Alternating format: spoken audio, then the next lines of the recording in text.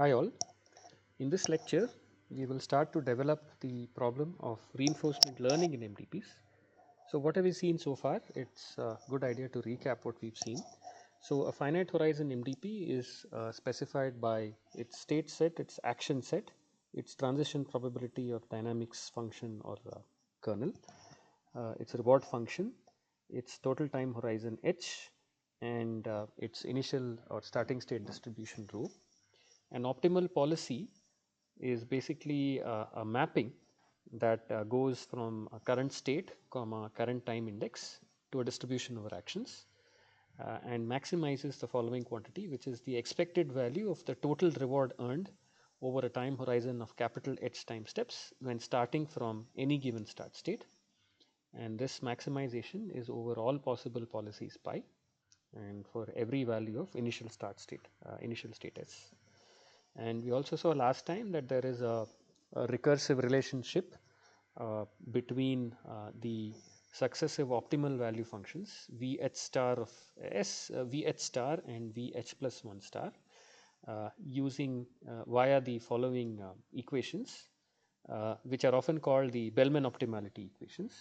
So here these are the Bellman optimality equations for finite horizon Markov decision processes. And for our purposes for this lecture, it will be very convenient to abbreviate the quantity RSA plus the summation over TSA S prime VH plus 1 star S prime as the quantity QH star SA. So note that this just depends on S and A. And so we have that the optimal value function starting from a state S at time h small h is just the max over all A of this function Q h star SA which we will also call the Q value function or Q function. So let us call it the Q function. So more precisely, it is the optimal Q function, Q value function. So Q function or action value function, because it has a dependence on the action A as well, for time step h and state action pair S comma A. Okay, so these are the Bellman optimality equations. We should also stress that by convention V star at h plus 1 over all S is defined to be 0. Okay, and so one consequence of the Bellman optimality equations for finite horizon are that there is the following dynamic programming algorithm, which is an iterative algorithm, to compute an optimal policy given knowledge of the state transition probability distribution as well as the reward function. So if someone gave you T and R explicitly, here is how you could actually compute what an optimal policy should do at every state and every value of intermediate time small h. So we will call this algorithm as perfect Q learning.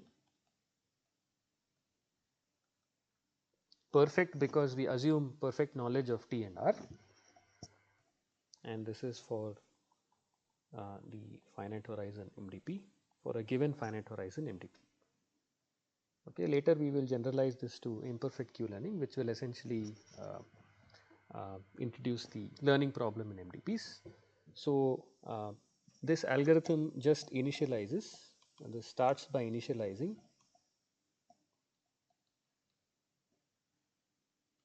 VH plus 1 star S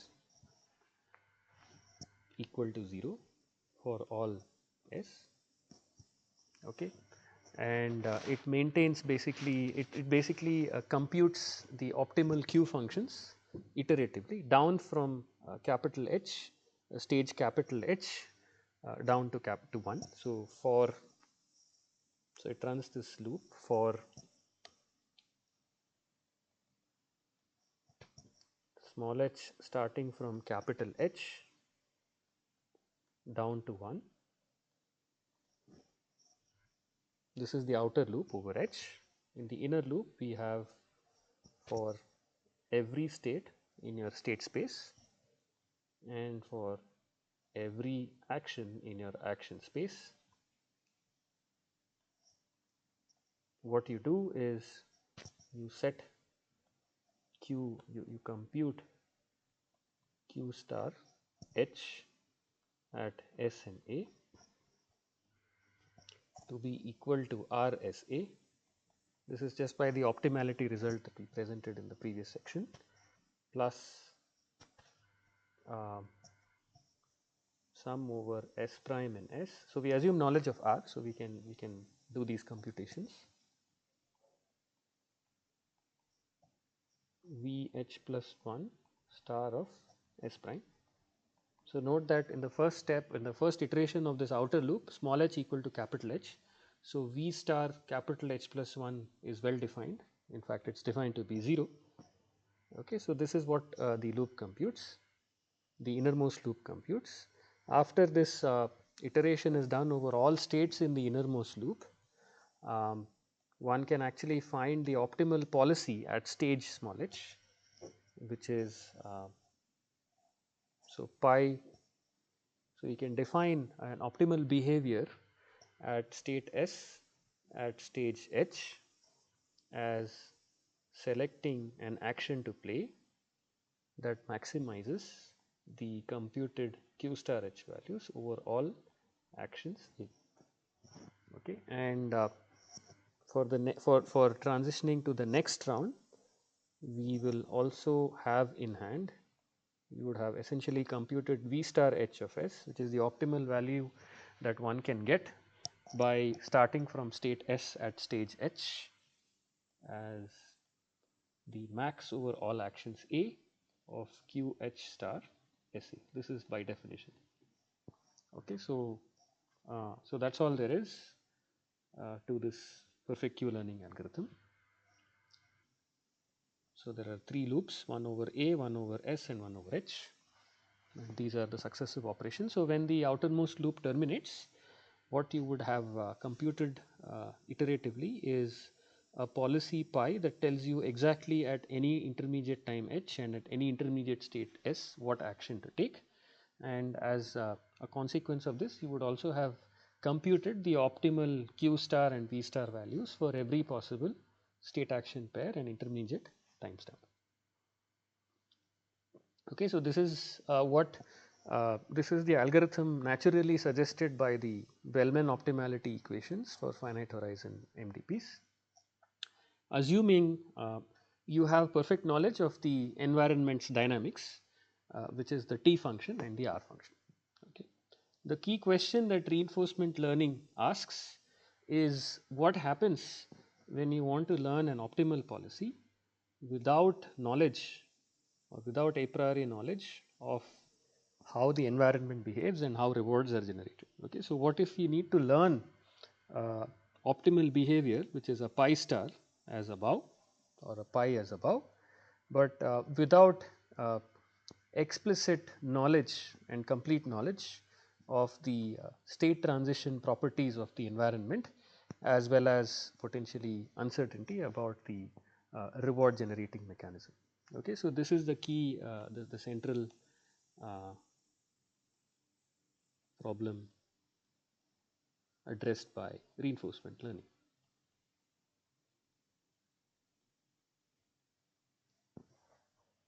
Okay. And so towards this, there are several ways in which one can frame this problem of learning without a priori knowledge of T and R. The first learning framework that we will think about is what is called learning with simulator access, or learning also called learning with a generative model of the MDP. So this is the situation where the learner does not know T and R a priori, as stated before in the question, but can learn about T and R by querying a simulator, what is called a simulator, with any state action pair, upon which one sample of the next state generated according to the transition function of the MDP, and one sample of the reward at that state action pair are provided as samples to the learner. Okay, so this is to the learner. So the learner is allowed to query in some sense a simulator or a black box. Okay, so imagine a black box or an oracle to which the learner can pass as input any state S and any action A presumed to be applied at that state S, and can receive as probabilistic samples, so a sample of the next state S prime as well as R prime. Okay, so this learning model or this black box oracle model or a generative MDP model is relevant in situations where you can simulate, essentially simulate the behavior of any state transition in response to any applied action. And this is either relevant in situations where you actually have a simulator for a real world physical environment, or perhaps you have let us say a computer game which allows you to essentially set the state of the game at any time and query it with an action of the learner's choice at every time. Okay. So, what if the learner is provided with unlimited access to such a black box and can choose the S and A at the input in order to so in order to use this black box as many times as the learner wants, and finally output uh, to a reasonable degree of confidence a guess for an optimal policy. Okay, so at this point it's worthwhile to mention uh, in terms of solution approaches. So let me make some space for myself, and how would one go about solving this problem? So the basic challenge here in this situation is that the learner does not know the T and the R functions. So there are at a high level two ways to proceed to learn an optimal policy. Okay, so we'll call this option 1. So option 1 essentially in some sense is to explore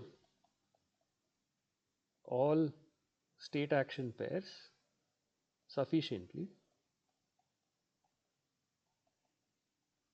okay, and this gives you essentially an idea of the T and the R. So you can essentially learn up to a reasonable degree of accuracy the T and so you can learn maybe estimates of the T and the R functions called T hat and R hat, and then find. So once you have a T hat and an R hat, you can pretend as if T hat and R hat are the real transition function and reward function of the actual MDP, and then find an optimal finite horizon policy for the MDP with T hat and R hat as transition and reward functions. Okay, so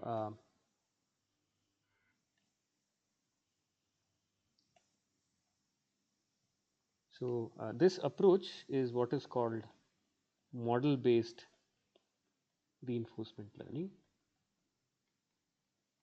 in the sense that you learn explicitly the entire transition probability model. Okay. Option 2 is what is called model free RL, where you solve or learn pi star for the actual true MDP T and R, which is unknown a priori, in a very direct fashion. So directly, and how directly this is done will be specified very soon, and this is called model free RL in the standard RL literature. Okay, so model free because so model based and model free. So model free is because uh, we do not explicitly learn or estimate the actual transition function T, but you just learn the optimal policy pi star indirectly. Okay, So recall that the final aim is to just learn an optimal policy. Okay, so whether we do it directly or indirectly, so directly as in model free RL, or indirectly by first actually estimating a larger object, which is the transition probability function, or directly by not doing it. These are both valid methods that have their own trade-offs between computational advantages and statistical efficiency. But what I'd like to describe now is a very elegant model free method for learning the optimal policy, or trying to estimate or guess the optimal policy for an unknown MDP. And by unknown we mean that there is no a priori knowledge of T and R. Okay, so this is essentially going to build off the Q-learning, the perfect Q-learning algorithm, which assumed that access to R and T was perfectly given instead of sample based access. Okay, so so in order to develop this kind of sample analog to the perfect Q-learning algorithm, let's first start by recalling the Q value iteration in the perfect learning case. So I'm just going to rewrite the same iteration that occurred in the inner loop of the perfect Q learning algorithm. So it said that the optimal Q value function at time h at state action pair SA was simply RSA plus the sum over all possible next states T S A S prime into VH plus 1 star at S prime. The next the h plus 1 time round value function evaluated at the candidate next state S prime. Okay, and this in turn, if we express the final VH plus 1 star in terms of Q values, this is by definition nothing but max over all actions A prime of QH plus 1 star of S prime A prime. This is just by definition and the relationship between the Q and the V functions, the Q star and the V star functions. Okay. Now this expression on the right hand side here is explicitly computable if one has perfect access to RSA and TSAS prime, okay, for every possible combination of SAS prime. But in the learning in the setting of learning with simulator access or with a generative model, it's assumed that R and T are not perfectly known, but query access to R and T is assumed. So for instance, you can essentially obtain a sample R, okay, drawn from the RSA distribution. So at a very coarse level of approximation, imagine that RSA is approximately equal to a stochastic sample small r from RSA, and in place of this entire sum here, okay. So in fact, a way of interpreting this entire sum is just that it is the expected value when S prime is drawn according to TSA dot of whatever is inside as a function of S prime, right. So it is this particular function of S prime.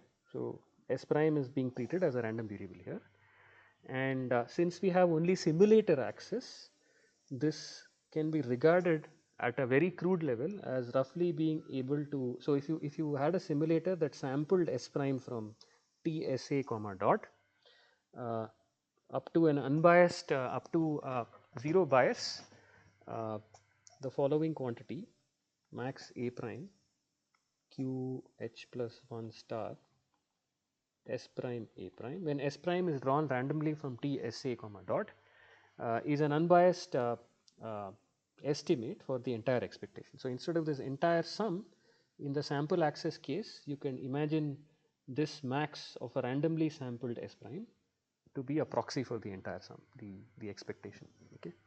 So it's worth noting here what we said. So in the unknown t comma r setting, these are unbiased estimates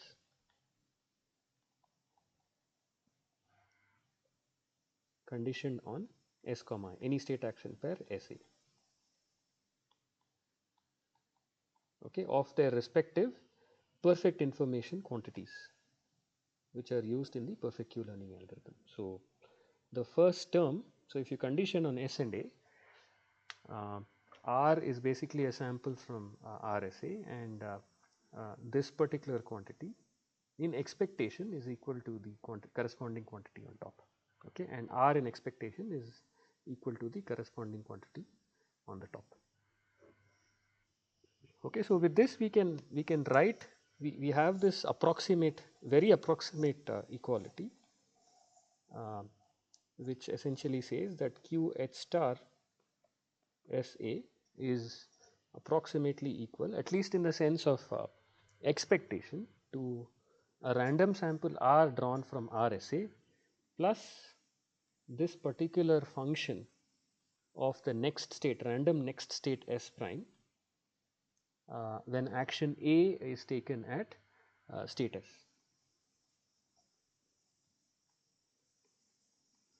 Okay.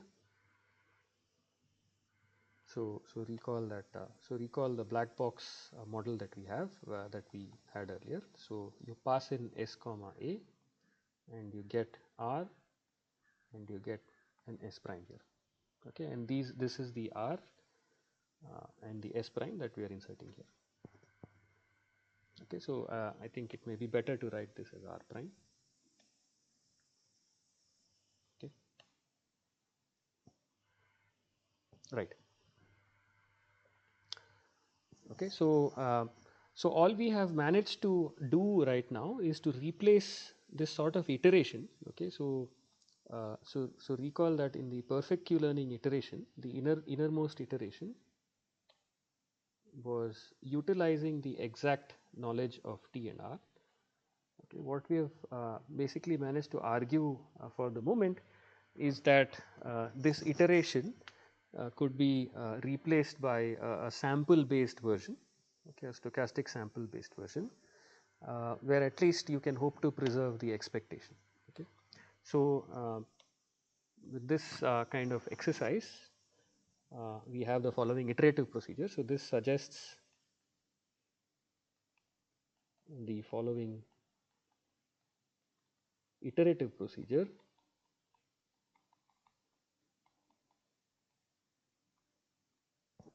to learn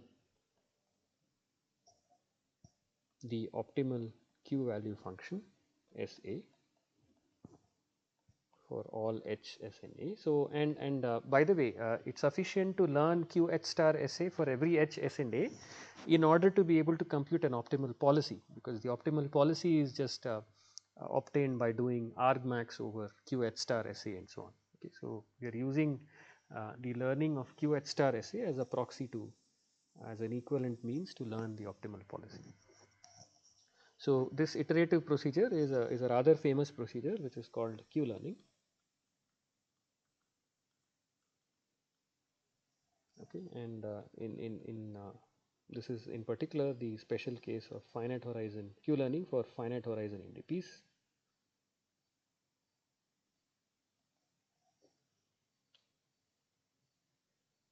The original version of Q learning was developed.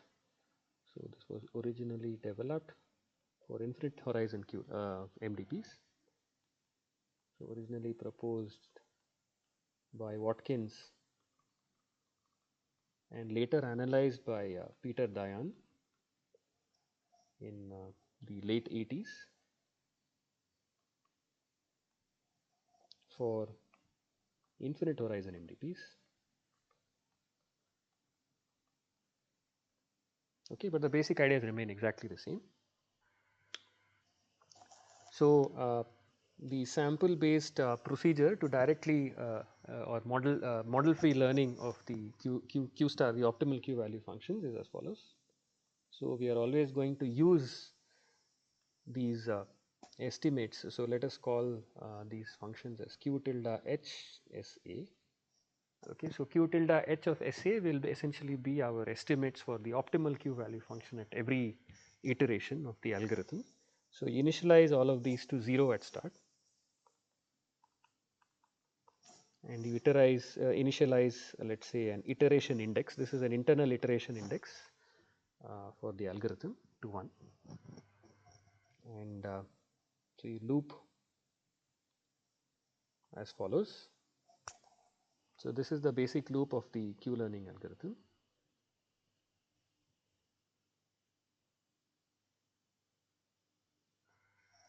So, in the first step you pick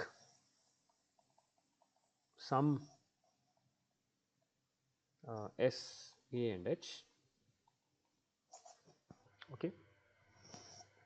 So, this how do you pick any S, A and H triple is up to design really. This is a wrapper over the choice of S, A and H. Followed by this you get the next state from passing S and A to the simulator, and you also get a sample of a stochastic sample of the reward by passing S and A to the simulator from simulator or a generative model, however you want to call it.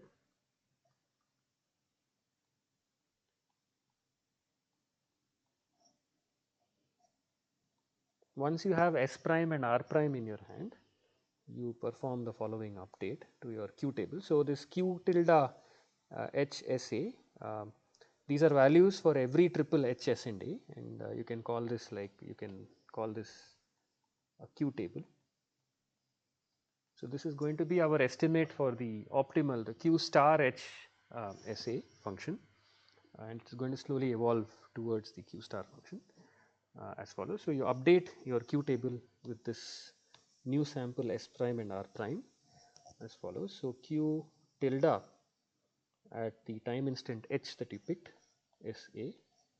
So, you replace this with whatever was there before the update, and you add a correction which is some multiplier alpha n into the R prime plus max over A prime Q tilde H plus 1 from your table at S prime A prime minus whatever was there earlier. So, Q tilde H S A.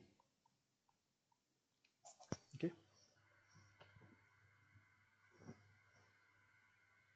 So, by the way, this is in fact just to explain this update a little better. So by the way, alpha n is some number between 0 to 1. You can interpret this as a step size sequence.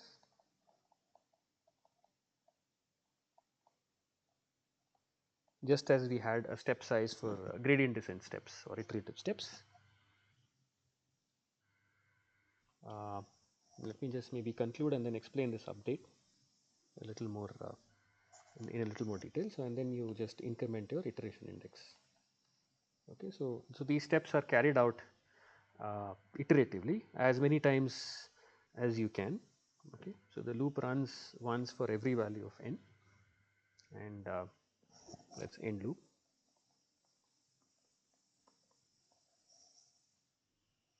Okay, and that's the Q learning algorithm. Okay, so you replace the Q value at the optimal Q value estimate at stage H or time H and state action pair SA with an updated one where you add to the previous value a small correction here in this sense.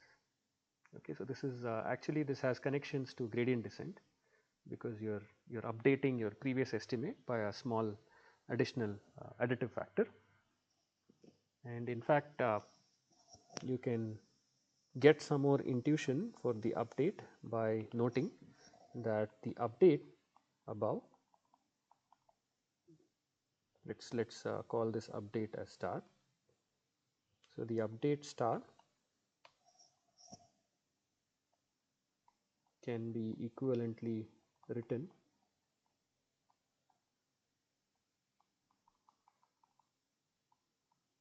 as q tilde HSA being updated to 1 minus alpha n. So recall that alpha n is a number between 0 and 1. So 1 minus alpha n is also between 0 and 1. So it's 1 minus alpha n times the original value plus alpha n into the quantity r prime plus max a prime q tilde h plus 1 s prime a prime that you obtained by querying the simulator once at the state action pair SA. Okay.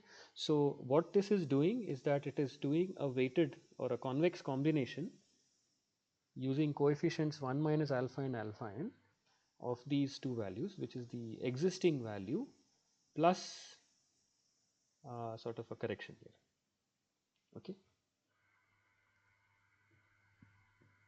So it is sort of using the most recent knowledge, which is the r prime and s prime, to update q tilde h SA towards this stochastic sample r prime plus max a prime q tilde h plus 1 s prime a prime, but not by putting maximum trust on this r prime plus the second term.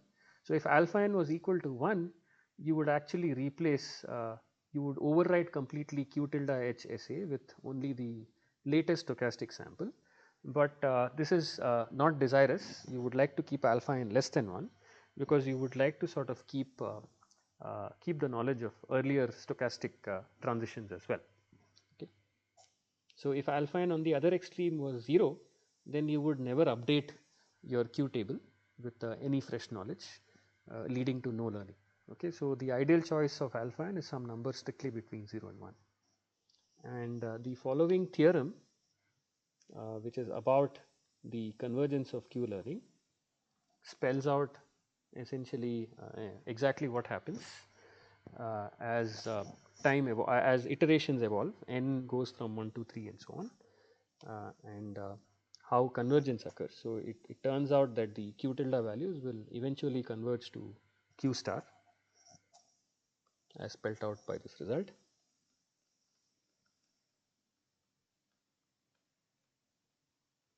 So we will only state an informal version of this theorem. So for the formal version,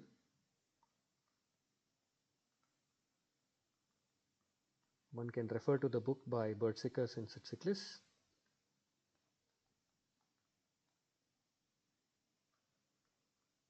which is called Neurodynamic Programming.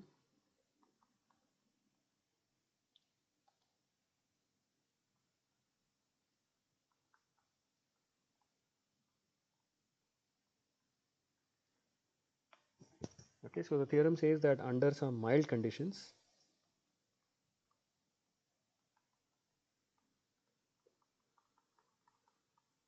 on the step size sequence,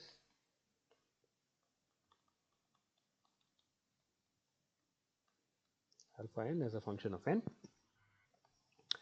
and on the true MDP's transition function t, and the rule to pick state action pairs S, A and H in step 1 of the Q learning algorithm.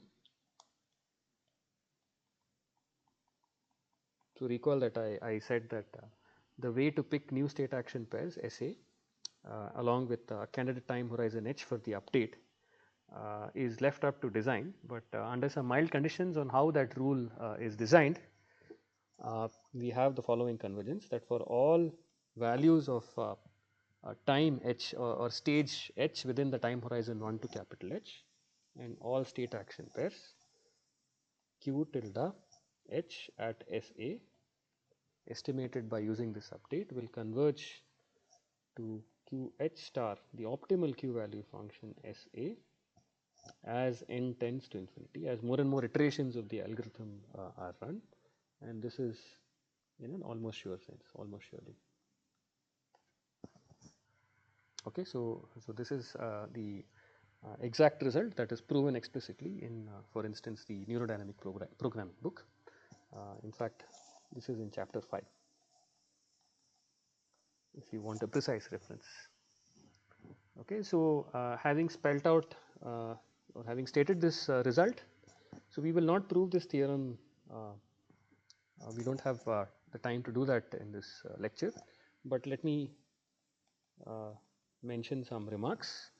So, so what are these mild conditions? Let me shed some light on these, on what these conditions should be. So it turns out that a sufficient,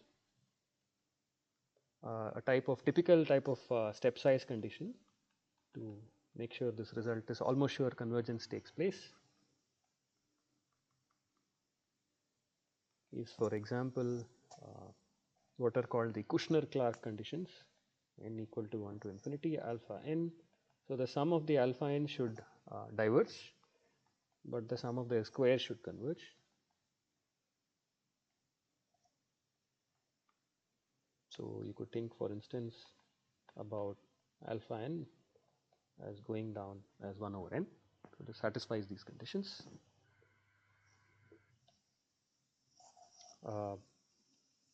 The next thing is a sufficient condition for picking the state action S, A and H for updating, a sufficient condition for making the theorem work for picking S, A and H for an update in step 3 of the algorithm.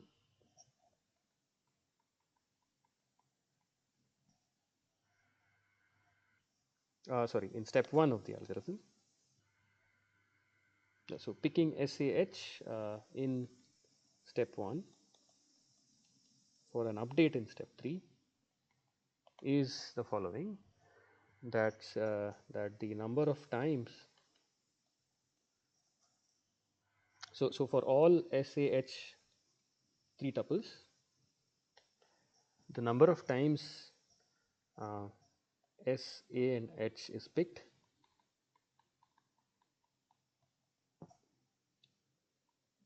and hence Q tilde H SA is updated tends to infinity.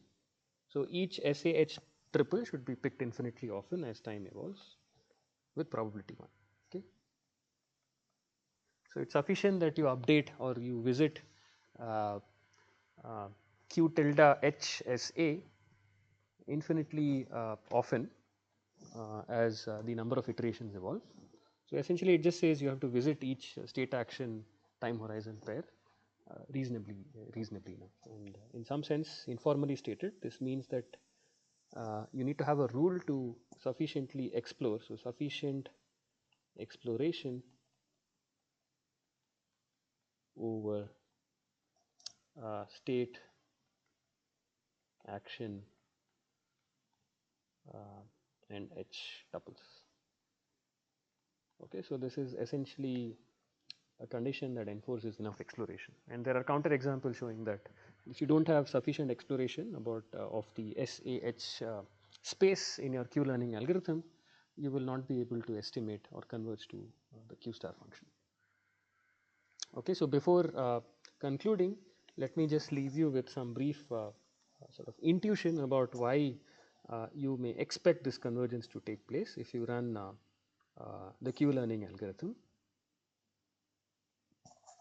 So intuition, so here's some basic intuition for why sort of, so what we call sample based Q-learning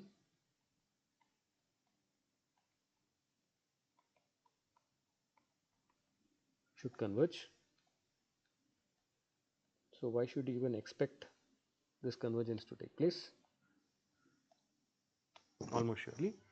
And the reason for this is the reason for this is given by what is called stochastic approximation theory.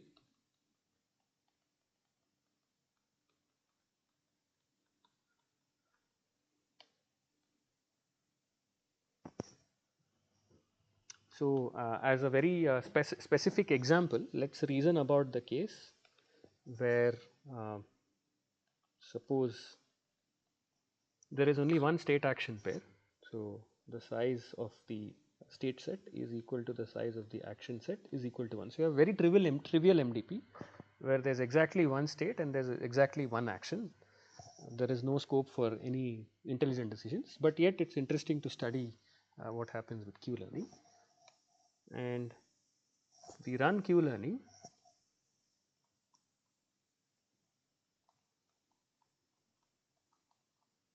with the step size sequence specifically being alpha n equal to 1 over n. So, notice that alpha n equal to 1 over n satisfies these sufficient conditions. So, what becomes of the Q learning iteration is just this.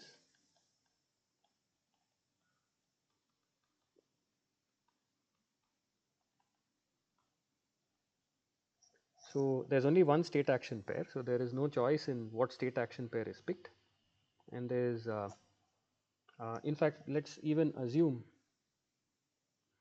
we will also assume that the time horizon is also 1. Okay. So, there is only one time horizon, there is no choice in the SAH tuple. Okay. So, Q tilde 1, so H is 1, the only possible choice for H is 1, and there is only one state and one action. So, what is happening to this is that it is getting updated with 1 minus 1 over n Q1 tilde SA plus 1 over n into r prime at iteration n. So, r prime n is just the nth IID sample from RSA. So, RSA is, let us say, a stochastic is a randomized function. It returns with some distribution an IID sample r prime n each time it is queried. Okay. So, in fact, you can this iteration can be unrolled over time. This is the same. So, if you unroll this iteration over time 1 through n, you will actually get that Q1 tilde SA. So, after the end of L iterations, so in fact this update here is just a recursive way of computing the sample average of all the r prime n's. Okay, you can check that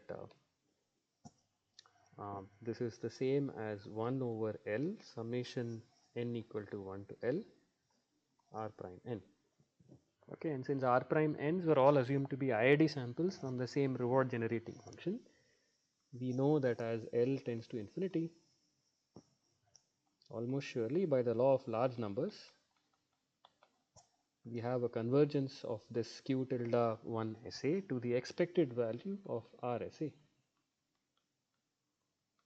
which is actually trivially the Q1 star SA function.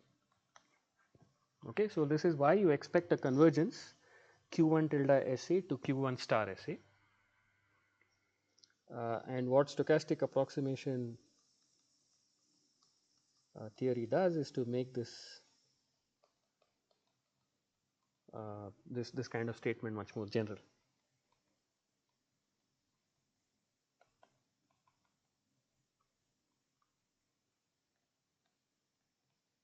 In the sense of Markov structure among several states, martingale noise instead of IID noise, and more general step sizes that satisfy the Kushner-Clark conditions.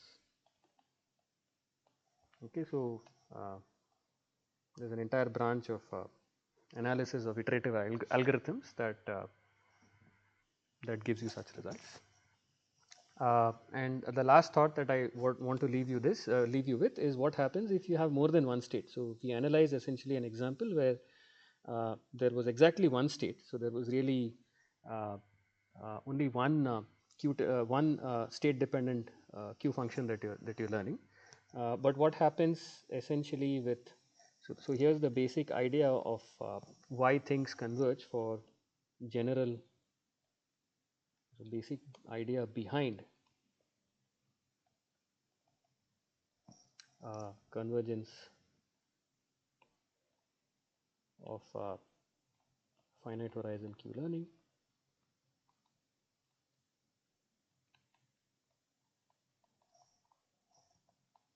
For finite state and action spaces, as we have always assumed.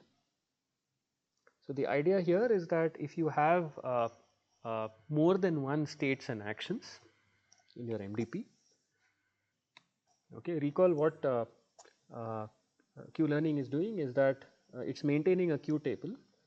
So in particular, it is always freezing Q tilde H plus 1 at any state action pair to be 0. So here's the estimate of Q star H plus 1 SA, which is perfect in the sense that it is always equal to 0.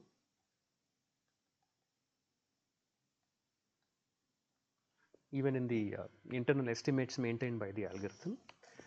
Now what happens when now what happens if a Q value is updated for stage H, okay, capital H. Well, any update of a Q tilde value at stage capital H for any state action pair will use the Q tilde for stage H plus 1, which is by definition 0. So there is this dependence here. Okay. In turn, any update for a Q tilde value at stage H minus 1. Okay, so this is the set of all estimates for optimal Q value functions at stage H.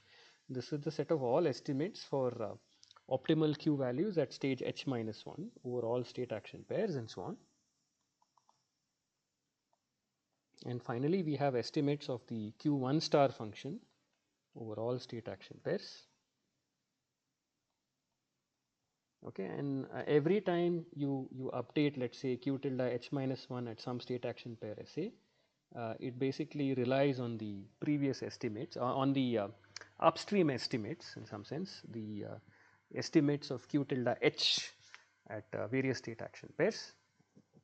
And so there is this basically this dependency structure when each iteration runs. Okay, so what's going to happen is that if you visit, let us say each if you happen to visit horizon time step equal to H state if you happen to visit or update values in your Q tilde table at stage H infinitely often, then essentially by the law of large numbers argument, what's going to happen is that this is going to converge. So this converges first. So imagine that some point that this starts converging by the previous law of large numbers argument.